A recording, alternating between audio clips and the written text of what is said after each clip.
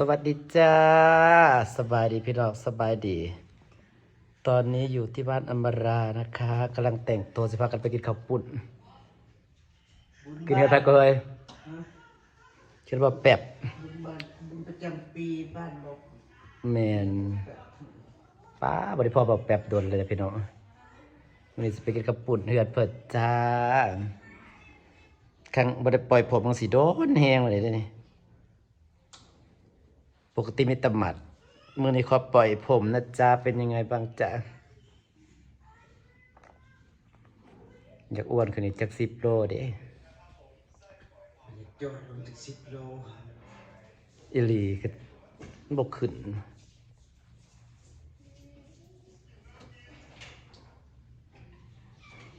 เดี๋ยวก็บุญบ้านนี้อีกแล้วพี่น้องเอ้ยติดต่อเริ่มเลยจ้ะเดี๋ยวบุญบ้านมาลาอีกวันที่17เนาะแมน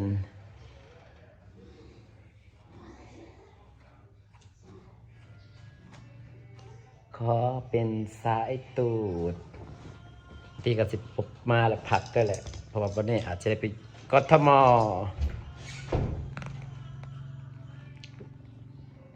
เพิ่นถามงานให้อยู่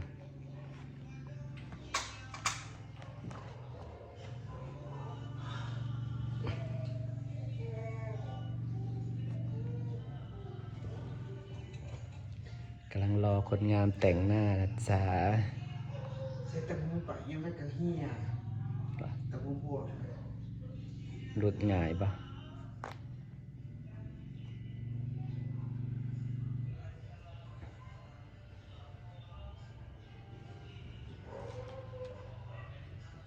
ไปพอกันอยู่เพื่อนเบาเปียบเด้อจ้าบริพอกันโดนพี่น้อง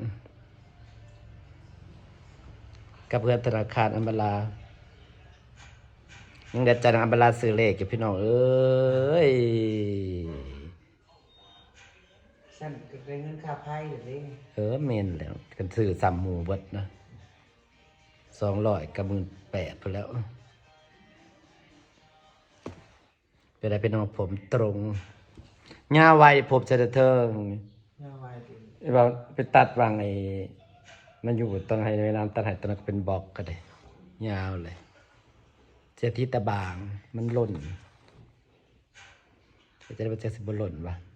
นางงามมาแล้วจ้าสุดขาวสุดเด่นสุดขาวสุดเด่นขนาด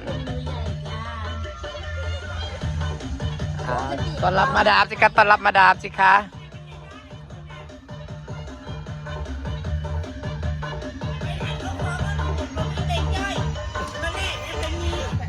ไปขอลูกมูขอให้ลูกหมูก็ให้ลูกเปิดไปเสี่ยวกับผมมีเงินไทยมันพี่จะแบ่งพันก็ใช่ได้ตัวถูกลำร้อยแล้วได้เนาะรักเส้นยังตางัวจัดการด้วยนางประเทศเนี่ยใส่สุดขาวเช็คว่าตากในหูหัวนะตากละโลอ้าวคนบ่เป็นคนหูเบาใดนางบ่เป็นคนหูเบาหลอกบ่ได้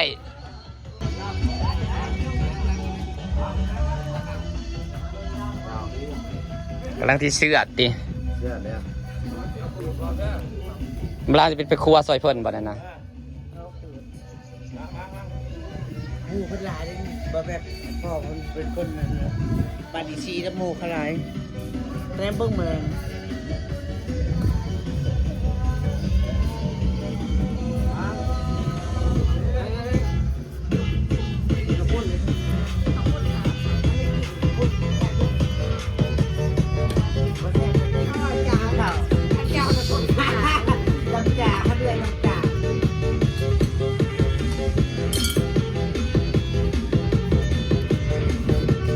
กินจ้าตั้งกำกินข้าวปุ้นจ้ากินจะได้หุ่นดีบ้านอยู่นี่แต่ข้าวปุ้นนี่แหละโอ้สับนี่แหละยังมากมายสิ้นเปลืองภาษาเพิ่นก็เฮ็ดด้วยเขาปูเพิ่นหลายเพื่อนดองได้จากกินกระปุ่นไปก่อนแมนจะจังไปหาตู้แล้วใครสีพวกยังได้ดีนะดอกก็ดอกก่อนคอ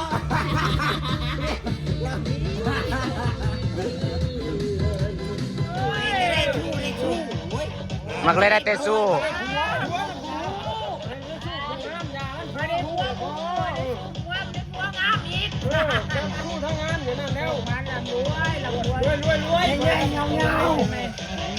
ให้พ่อยังไงเงาเงา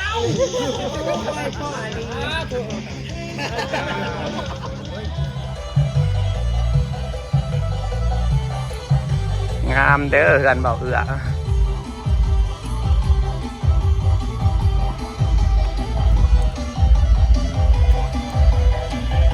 คือบอกเก่งได้หาเงินฝากเพื่อได้หลังปันนี้เอาซ้ำนี่แหละเฮ้ยซ้ำนี่แหละ ผักไว้หอมก็จะจีพูดจี แมน อันนี้โต๊ะเตียงนอนในห้องนี้นี่นะงานเขาบ้านในห้องนี้เอาลงเบิ้งน่ะ 3x4ตัวนี้ เตียงนอนในห้องอันนี้ห้องมันน่ะ 3x4 คูณ 3x4เลยก็ต้อง4ด้วยมี3 นี่ยังเขาไม่หดหดติดเตียงเลยจอยปุ๊บยามันได้อยู่มันเดินวางตู้ได้ บอเอาแบบนี้เอาแบบนี้เห็ดเป็นห้องนอนใหญ่ไปเลยเป็นห้องนอนใหญ่มาพี่แล้วก็เป็นห้องเสื้อผ้าน้อยสิอีหลีขากเขาอยู่ผู้เดียวนั่นเห็ดเกิดมันเป็นยังเห็ดห้องยามพอทอดพี่แต่ห้องนี้เป็นห้องเก็บเสื้อผ้าสำนัน คุณแม่ที่จะซัพพอร์ตอะเจ้าต้องเห็นกระซอกซ้ำหองวาสัน เงินเอาทันเดซ่าเขาทำห้องในรักล้านได้ คันเราซัพพอร์ตฮอดพันฮอดพุ่นคันเราซัพพอร์ตฮอดสำเร็จฮอดแล้วอ่ะ กันฮอดแล้วก็คันก็เอาตามใจเพื่อนนั่นแล้ว แต่ว่าคันรัก3 ห้องนอนมันต้องรักล้านอยู่แล้วเพื่อน3 ห้องนอนรักล้านอยู่แล้วอีหลีเพื่อน3 ห้องนอนจะได้กันรักล้านอยู่แล้วกับ2 ห้องนอนน่ะได้อยู่5-6 แสนน่ะก็บ่ได้แคบเลยเฮ้ยก็กว้าง ไม่ได้จะเตียงนี่เตียงห้องประมาณ กว้างอยู่3 คูณอันนี้ห้องนี้สิน้อยกว่าห้องนี่ บัดมึงมีเตียงก็มาสิหัว ห้องนี้น้อยกว่าห้องนั่นห้องนี้น้อยห้องนี้นะ แม่ ห้องนี้กว้างในห้องนี้นะห้องนี้กว้าง แม่มา4 คูณ 4ยังอยู่ที่อยู่ 4 คูณ 4 นี่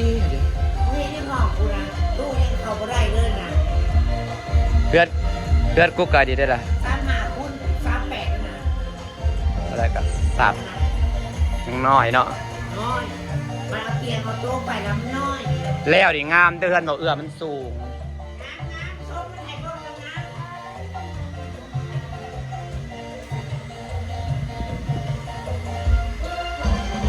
มาดูกันเบาจ้า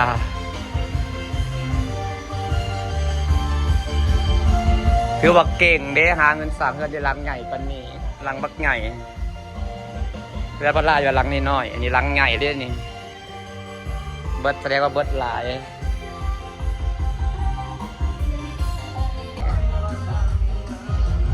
พอดีซ้ำนี่แหละอาซายังลังใหญ่หลาย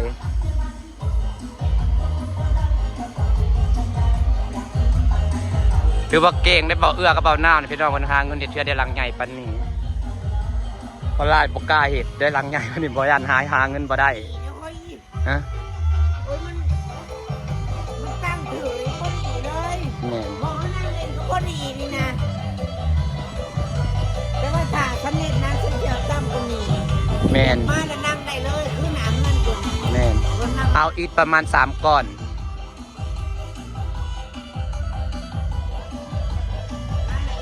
แม่นอีก3 ก้อน อันนี้คือว่านี่มันก็เจ็บหัวเหมือนกัน แต่มันหมักสูงมั้งสำหรับปลาบอกกล้าได้เห็ดเดือนลังใหญ่นะเพราะว่าย่านหาเงินบ่ได้พอเอาลังน้อยๆเซฟการใช้จ่ายที่สุด แต่แสดงว่าเก่งสุดๆเลยเปล่าเอื้อกระเป๋าน้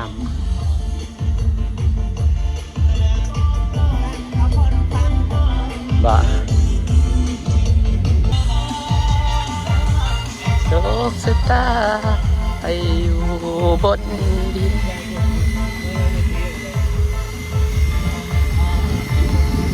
ต่างมาตรฐานดีว่า ประธานประสบการณ์นิดหน่อยบริเวณมาโดยตรงจะประสบการณ์ เออ ได้ ามเด้กันเบาเขาเฮ็ดแล้วเดี๋ยวโซกมันสีงามเดือนเบาเอื่อยยามันก็สูงมันก็ได้แบบนี่พี่น้องดีใจนำเพิ่นสิประสบผลสำเร็จเนาะเห็นหมู่แต่ละคนประสบผลสำเร็จแล้วก็ดีใจนำอย่างเห็นอำมาลากแรกเริ่มเดือนก็ดีใจยำทีมงานแต่ละคนสุดท้ายกับประสบผลสำเร็จเนาะฝากบรรยากาศไว้สักนี้ละจ้างานบุญก็มีแต่เสียงเพลงสิล่ะพี่น้องเอ้ยสบายดีเด้อจ้า